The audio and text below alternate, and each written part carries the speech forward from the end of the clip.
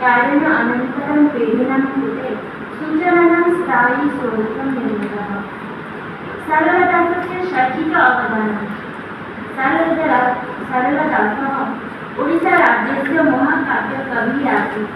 तस्य योगदानं न केवलं साहित्ये आसीत्, अपि तु शिक्षायां, भाषायां, सामाजिकसुधारायां क्षेत्रेषु अपि अत्यन्तं प्रभावशाली आसीत्।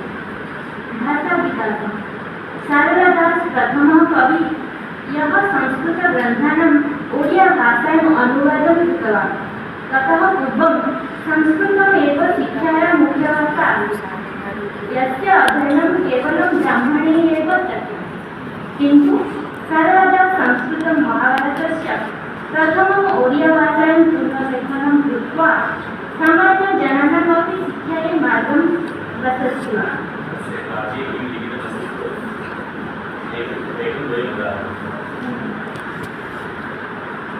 ओडिया महाभारतात एकमुक्तिः अस्ति। संस्कृतेन तस्य अर्थं वदामि। महाभारतस्य ज्ञानं केवलं ब्राह्मणानां न, अपि तु सर्वेषां कृते अस्ति। इयम् उक्तिः तस्य लोकशिक्षायाः प्रतिबिम्बं दर्शयति।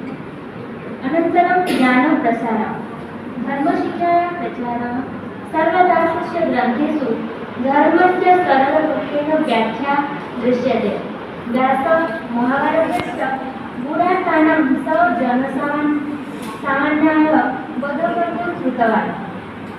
एक पंक्ति अस्ति ओडियाभाषायां, धर्म रहिब ଯେଉଁ देशे अशुभ टळिब सेहि देशे। अर्थः भवति यत्र धर्मः तिष्ठति तत्र अशुभं निर्वर्तते। तदनन्तरं स्त्रीशिक्षायाः प्रोत्साहनं। तस्य चण्डीपुराणे स्त्रीशक्तेः महत्त्वं वर्णितमस्ति। उदाहरणमस्ति, यत्र नारी सम्मानं प्राप्नोति तत्रैव देवता निवसन्ति। सामाजिकसुधाराय तस्य योगदानमस्ति। यथा जातिव्यवस्थायाः विरोधः। सारदास स्वयं सूत्रजात्याः जातः, तथापि सः महाकाव्यलेखनं कृत्वा